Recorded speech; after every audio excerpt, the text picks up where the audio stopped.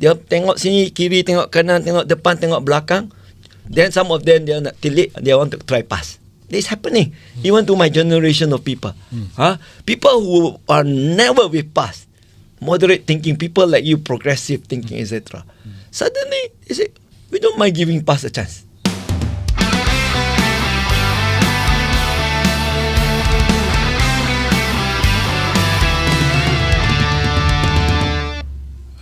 Assalamualaikum, selamat petang.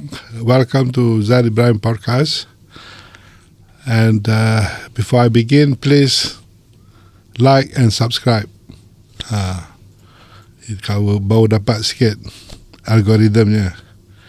Hari ni, petang ni, kita nasib baik, kita ada tetamu khas. Seorang ahli politik, bekas Timbalan Menteri Sukan, kalau tak silap saya, dan National Unity, Datuk Seri Lian Ker daripada MCA. Welcome, Datuk. Welcome to the podcast. Thank you. Ya. Jadi today kita nak sembang sikit, sembang politik, sembang apa-apa yang patut. Dan saya akan tanya Datuk satu dua perkara. Datuk pun boleh tanya saya juga. Yeah. Saya nak mulakan dengan kedudukan Datuk sekarang. How active are you in politics now in MCA? I'm active as usual. I'm concerned for it's not so much about the party alone. I think I'm more interested in the national political development issues. It's not about contesting or non-contesting, who is winning. It's about the right thing to do. In fact, I have been and I can consider myself a political activist because I've never stood in any general election since 2008. But I'm still very active, highly vocal on issues. I never leave. No, unlike many politicians, when they got no position, they just leave. They just disappear. So I always consider myself a political worker. Not a political player. Yes. And I understand you are from Pahang. I'm from Pahang, and I'm still the Kuantan Division Chairman for more than 20 over years. And what about, let me ask you first about MCA generally, about MCA and Perikatan Nasional. Obviously, they are not as strong as before, but where do you see them now in the context of the coming election? I think we have to admit that Perikatan Nasional, we have always been dependent on Malay votes. Yes. They are the core or the backbone of the party. And UMNO used to pocket all the Malay votes in the past. Like, for example, Malay in Kuantan, you just have to wait for Toronto Malay votes 90 to 3, because the time we were contesting against the AP. So, unlike today, JP is beginning to buy in Malays, make friends with Malays, also got you into the party before. And any Malay of views to them, they have actually from Ahmad Noor, initially it's like MTUC, then QPAX, Zainal Rampak, Ahmad Noor, etc. So somehow, even past, they buy in, and any UMNO dissidents. So the AP have successfully buy in Malays, and they provide seats, fast track, parachute candidates for any Malay worth their salt to participate. So UMNO, unfortunately, they somewhere along the way they have lost track. They have lost the yang dikendung, yang dikejar tak dapat, yang dikendung berceceran. They have lost a lot of their supporters because they try to compete with PAS to be more Islamic. And you're talking about UMNO? We are talking about Perikatan Nasional. Because Perikatan Nasional is so associated with UMNO. So every now and then, whenever the Malay splits, UMNO will try to compete with PAS to win more Malay votes by being more PAS than PAS. So if PAS says anything which is not acceptable by the non-Malays, people accept them because that's PAS. But when UMNO leaders start trying to outdo PAS, posturing, etc., I think every now and then we start losing votes, packets. So not only Malay Indian votes, including the moderate Malay or Melayu Lama, old school. So I think that has been happening for many years, many decades. But UMNO was too arrogant to admit that and concede. I have pointed out many times how kita menang sorak tapi kampung tergadai. In this case, kita menang sorak kampung, bandar tergadai. In 2018, we actually lost all the capital states. We have never lost in Kuantan before, but we lost to etc. And even Johor Bahru we lost to the opposition. So this is unprecedented. So that is where the problem is. Perikatan Nasional, basically our backbone is UMNO, and DAP plays that up very well to the extent of asalkan bukan UMNO, and that somehow gels with the moderate Malays and the urban Malays, the Indians, the Chinese. Well, that being the case, why is it that UMNO president talk as if that they are very strong? They want to go on their own, they want to go solo, they want to contest all the seats. Why is that? Either they are misled or they are just posturing.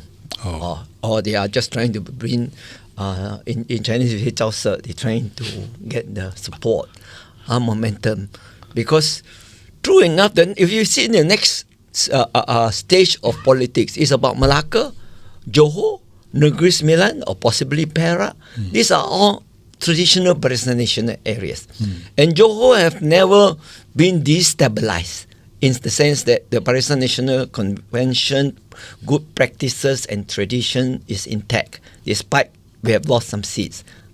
MCA is the strongest there. We have 4 state seats. So unlike other states. So for UMNO to play that up, or Zaid Ahmadi, I think it is all politics. It's politics. And if true enough we win beautifully in Malacca, in Johor, in Negeri Sembilan, Perak, then it's another rebirth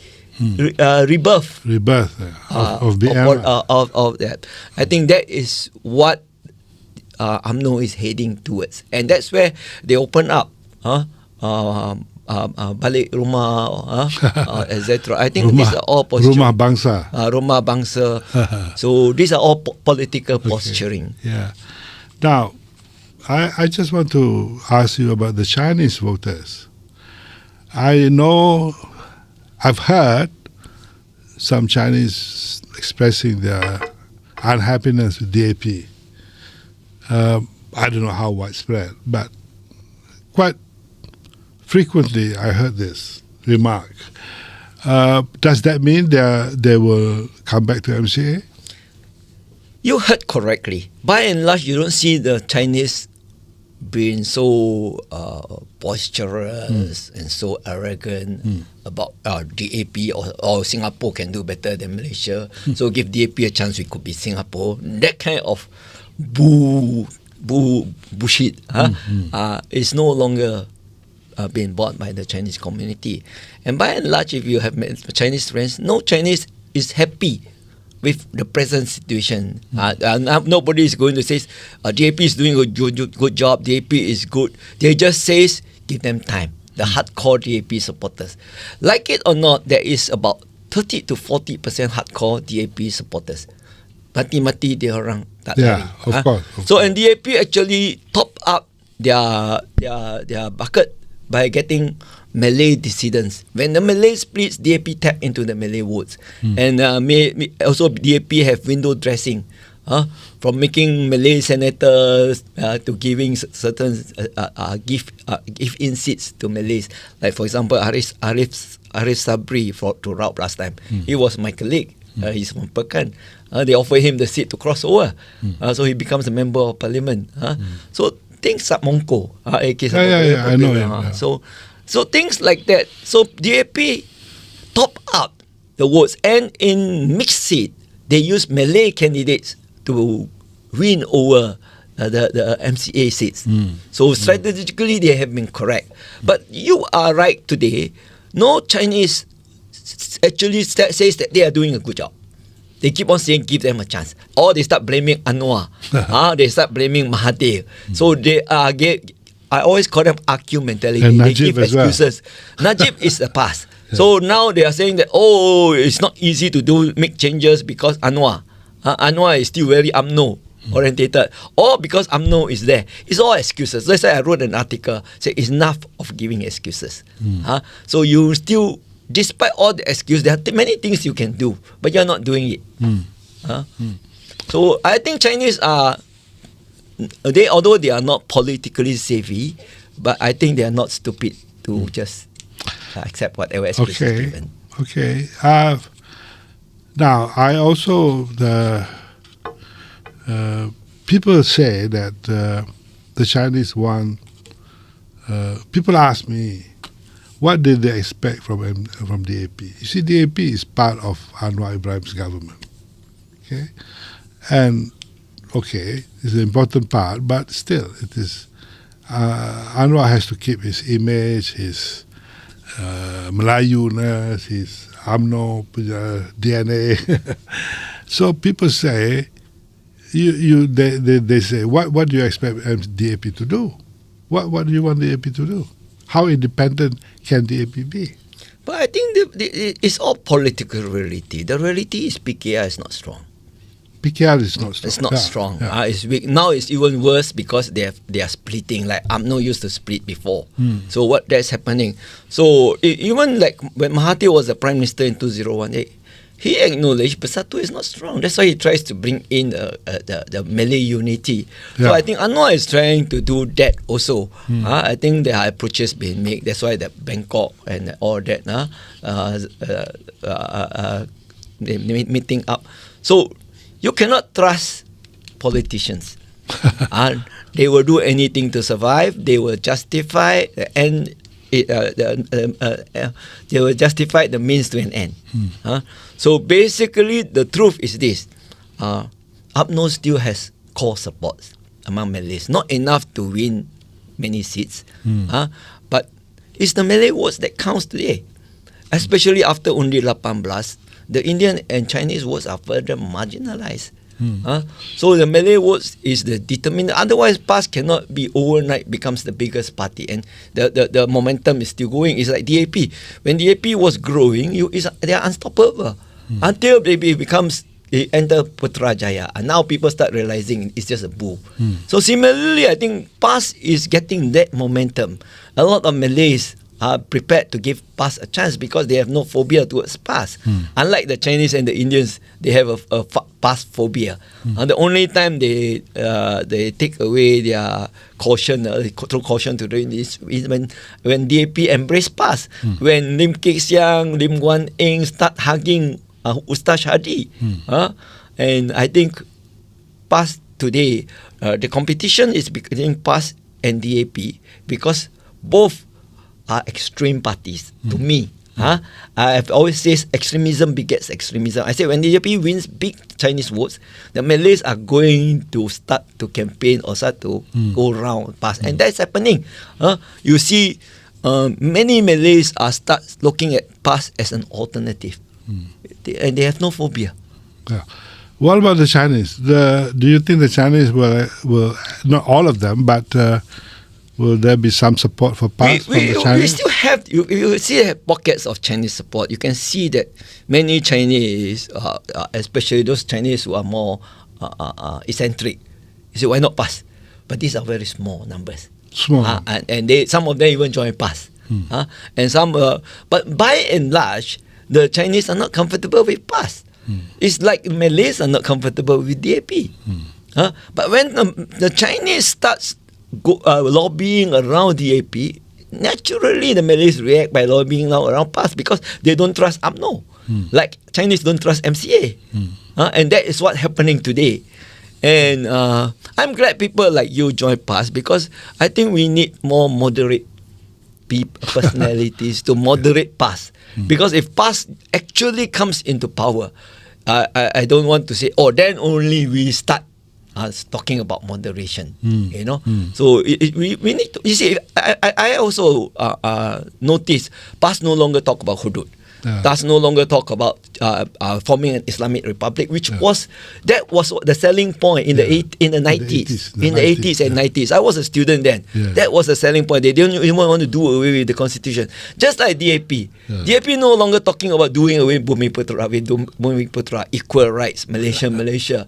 So I think if DAP can make amends, PAS should also be brave enough to make amends, because not all PAS supporters are supporting PAS Hudud or PAS Islamic state concept. Because when you talk of Islamic state concept, many things need to be changed. Institution of the rulers, etc., may also be affected.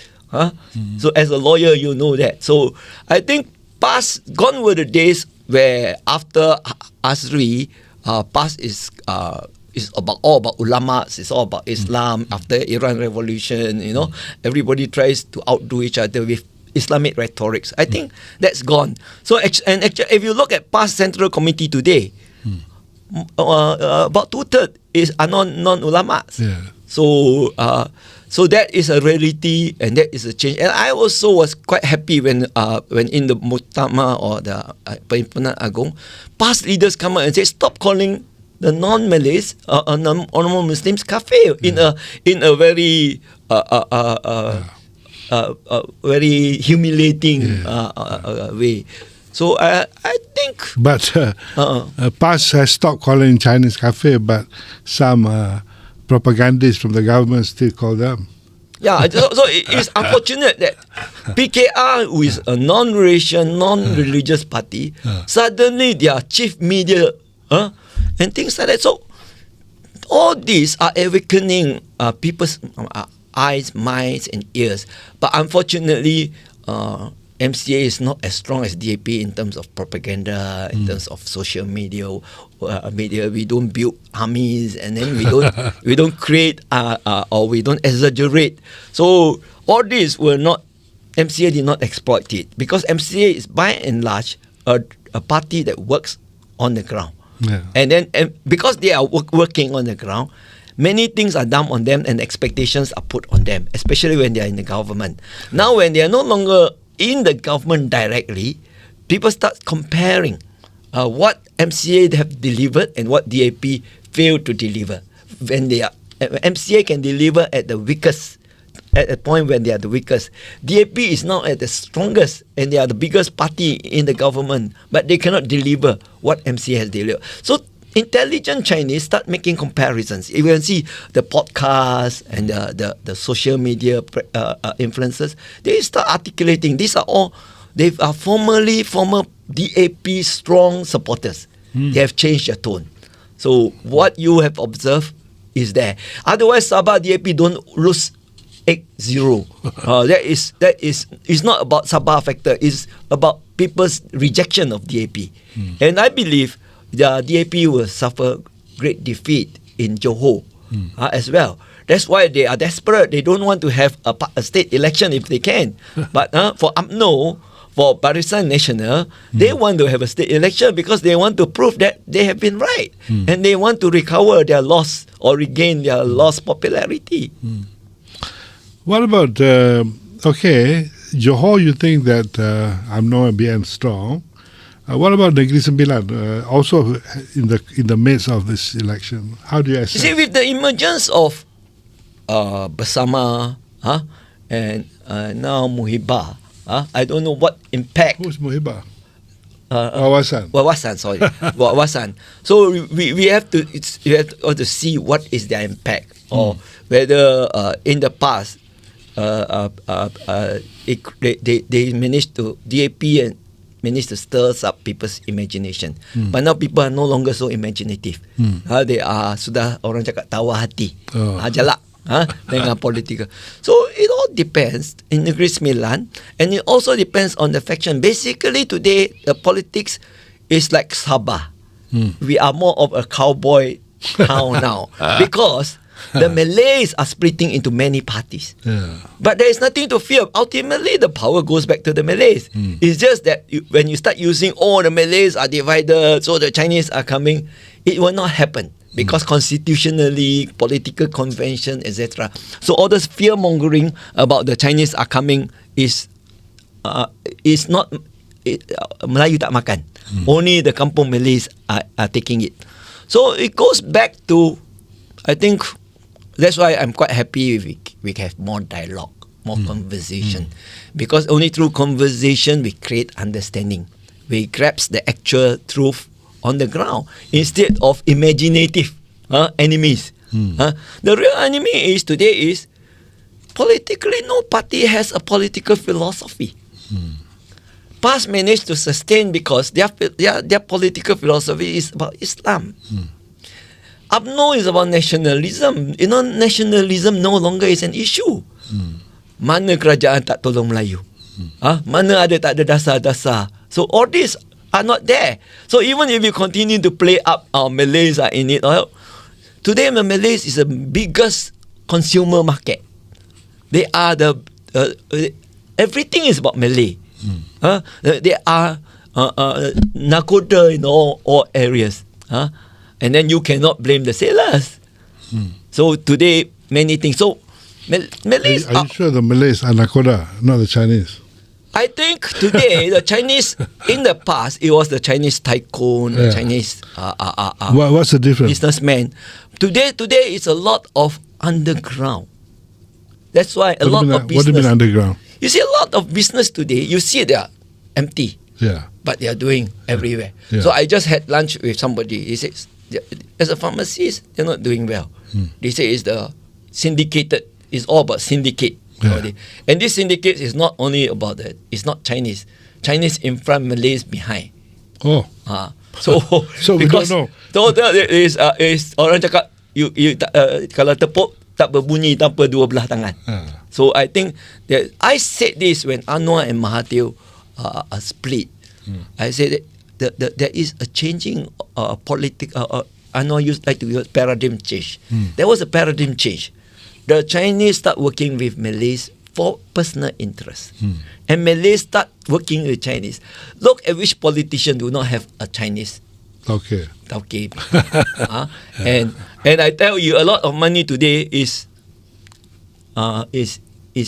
laundering money. And I think you go and look for an honest businessman and ask them, are they making good money?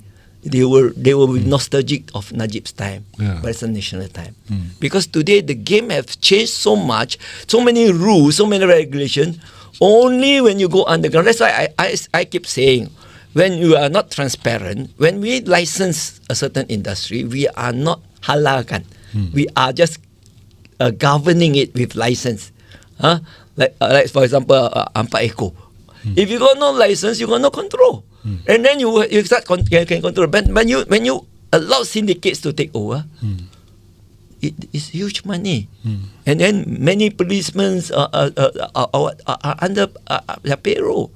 So this is happening. So similarly, in many other industry, why is MACC supposed to be our protector? They say suddenly syndicated. So these things are mafia. So all these are happening, and I think this is the real the real boo in the room, which we are not.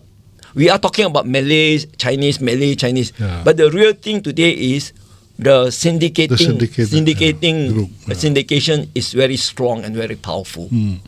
And then the issue of enforcement also. Enforcement is we are talking selective. We are talking about not just in business, but even in terms of the foreign workers. Now Rohingya becomes an issue. Trafficking. Who is bringing in all the Rohingyas? Legal, human trafficking illegal. is a big issue in this country. And these are issues which are not being identified. Yes. And not been addressed too.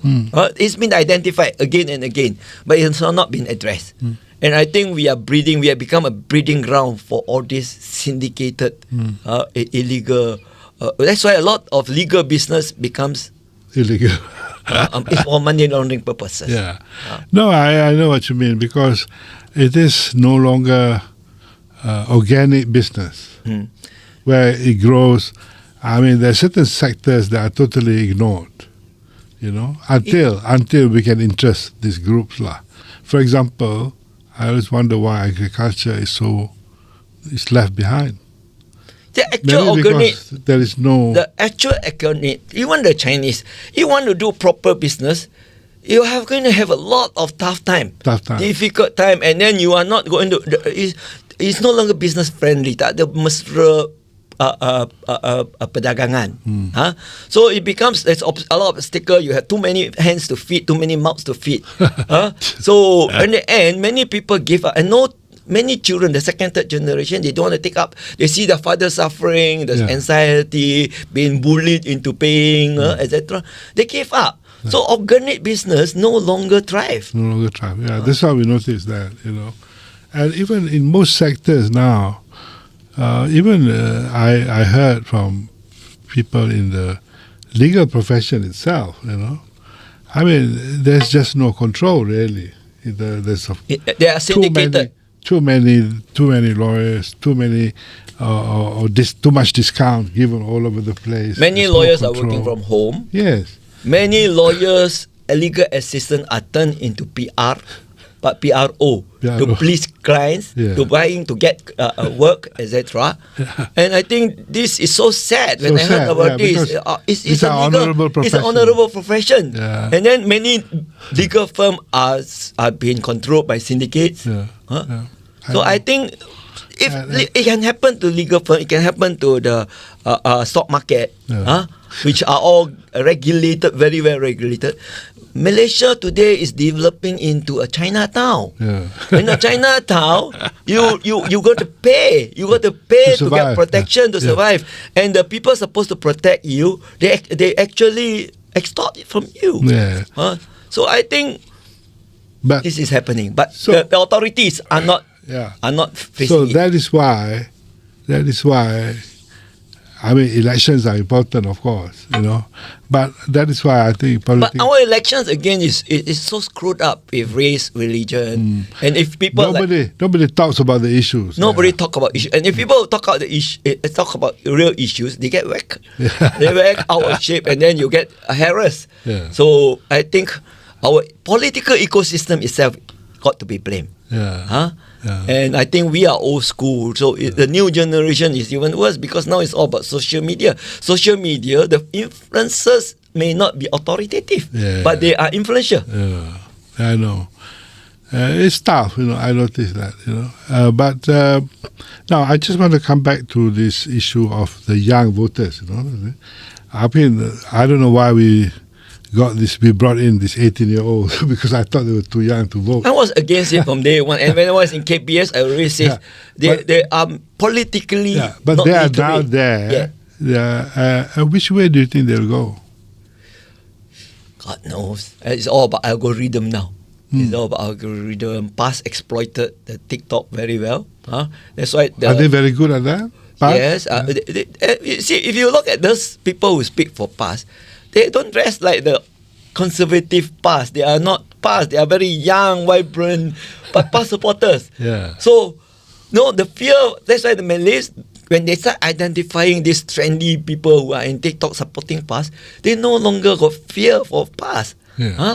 Unlike people like you and me in the past, we were worried because they want to intrude into our legal system, and we are worried they mess it up.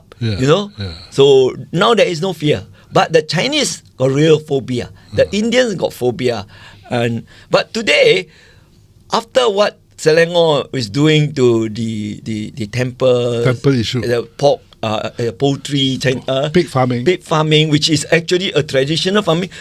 If they can do pig farming in Kelantan, in Kedah, but in Selangor, you can't. PKR governed state strong support from. You can't do pig farming, and that is constitutionally guaranteed. So people are confused. So that is going to open up many questions, and I think especially lawyers. Many lawyers are questioning. Legally is incorrect. Politically is also incorrect because the state EXCO makes decision. But it's been taken out of their hand. And DAP can only give excuses. Yes. So the young, we don't know how they're going to react. But obviously they are key to the outcome actually, because the demographic is such that now there are a lot more younger voters from 18 to 35, for example. That's the bulk of the voters. And I think the way they vote, the choices they made will be crucial, So whichever party that is able, that can entice them or persuade them, I think will be. That's why Rafizi is. So you think Rafizi will do well? No, Rafizi is trying to do the unconventional way. They are not going to follow the conventional way. Yeah. But if you look at Wawasan, they are still quite conventional. If you look, they put a deputy Chinese, the deputy president as Chinese in Johor. That is to attract Chinese votes. They put a Chinese Huang in Penang. That is again for Penang. And in Pahang, but Huang was the founder of the party. Yes, I know. So they have to give him something. But in Pahang, they put the former youth as wise. So you can see strategically, they are trying to buy in the vacuum left by PKR. PKR has been seen to be abandoning the multiracial concept. Many people are giving up on DAP, so they are trying to buy in. So I think if you look at Wawasan and Bersama, it's two different approach. And how do you think? You think Rafizi will do well? I don't want to be. I don't want to play God. No. But your own assessment. I think that again, he was. Bersama will have some impact. It's not only the young voters, but the moderate urban Malays, urban Chinese and Indians who wants to have a more orderly politic. Who doesn't? Today is madness. Today our politics, the house is already is in madness. So people want some semblance of sanity. I think Rafizi will attract that. And the youngster, it also depends on how much they engage, and it's all about algorithm again. So old schools, if they are with you, you want them to come back to support, to live and support another. It's not going to be easy. They will be more slow. They are not so rapid. So I think the young voters, whether they come out and vote, that's one question. And when they come out to vote, what is the trend? What is the optics and the narrative of that day matters.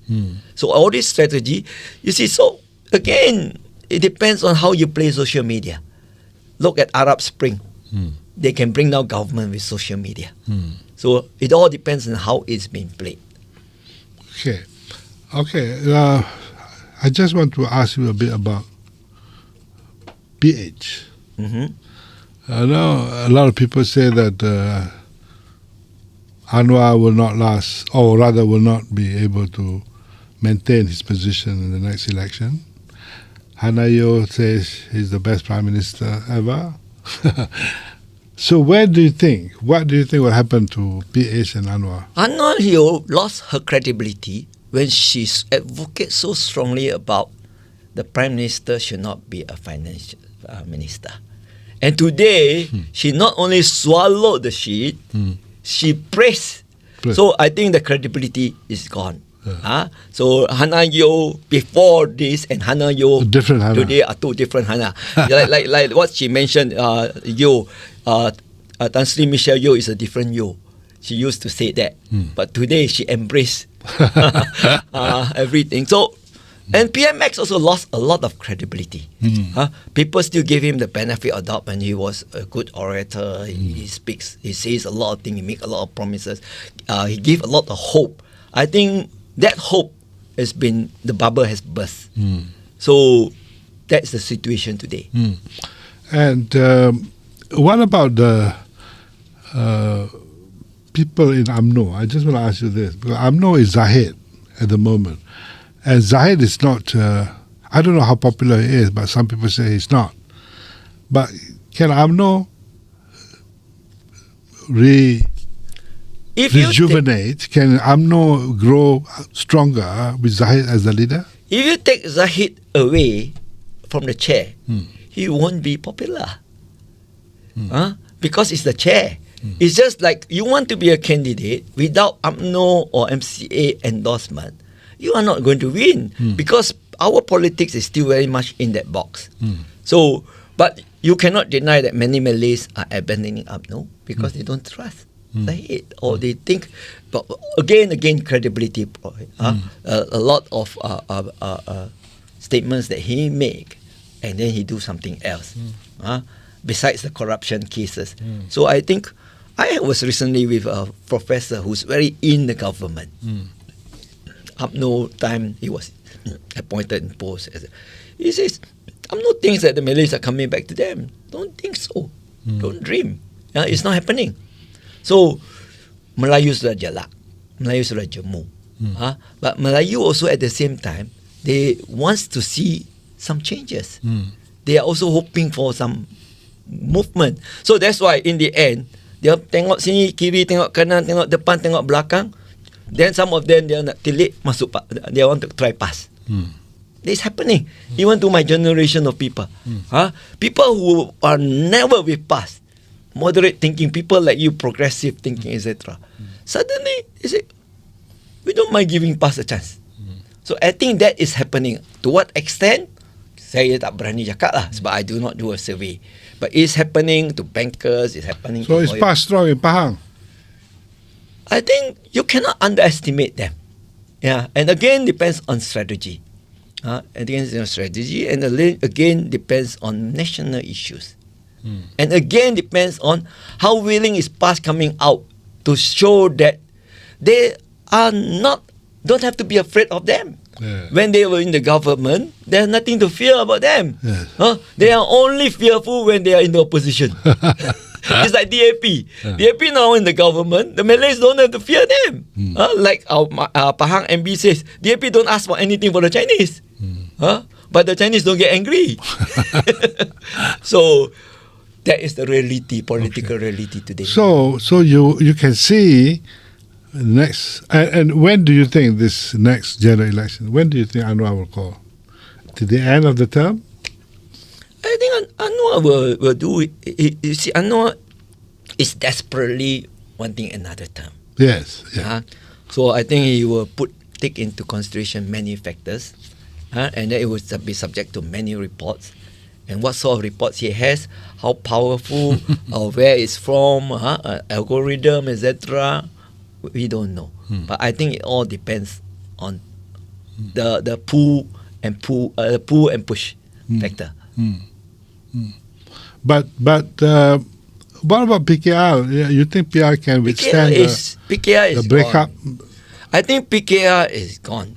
It's gone. It's gone. PKR is gone. PKR is very weak. And firstly, the people who gave them the benefit of their new party, they gave them the benefit of doubt, are disillusioned. They are not going to come out mati-mati to vote for them, and they are not going to fight for Anwar to be freed. So I think PKR is going to be the biggest loser here. So, but whether PKR as a biggest loser, whether Anwar will do a Mahathir, be another term prime minister, but without party or whatever, another maverick. So there is, in Malay politics, that's why I keep on telling the Chinese, Malay politics very dynamic. They are very fast. They move very quickly because they are politically sharper. And their political maturity is there. So they dare to make risks, take risks. And the Chinese is only united to bring down the government because their culture has been about bringing down dynasty after dynasty. So they are only strong when bringing down the government. They don't know what to do. So I think the Chinese will get angry with me for saying this, but I've just been making a general statement. But yeah. It is an interesting time. Everybody has interesting time. So thinkers like you and me, we are not going to be popular because we are going to rattle people's mind. And says what they assume, what they think may be incorrect, may sound logical, but may not be correct. Okay, Datuk, thank you for. Actually, I wanted to ask you. Okay, you can. How ask are you going? What are you going to contribute to make PAS more acceptable to the non-Malays? Oh. And can you, as a lawyer, assured or gave an assurance that PAS will not implement hudud because hudud, when it comes to the witness system, evidence system, and you as a lawyer, I don't have to go into the details. It's not applicable. It's not going to be acceptable. I understand your question, but I think, firstly, I cannot speak on behalf of PAS. I mean, but how are you going to contribute by participating? And like I said, I'm just an ordinary member. I think I can help them. I can help them in the sense of explaining, because there's a lot of prejudice against PAS. There's a lot of misconception. There's a lot of that is to this side, to the audience. Yeah. I'm saying that to the party. No. It has to start with the audience first. But I live with PAS all my years in Kelantan. Yes. And my friends are PAS people. So I think I know them better than those who talk a lot about PAS, who ridicule PAS, but they don't even know PAS. Yeah. So in a sense, I think my contribution to the party is where possible. I will explain to the audience, to the people who are willing to listen, that there are redeeming features in the party. There are strong points in the party that worthy of consideration, And I think, this is my own assessment, the issues of the 90s, like you said, the Hudu issue, the Islamic State issue, we don't hear them anymore. I think the trajectory has shifted. Yes.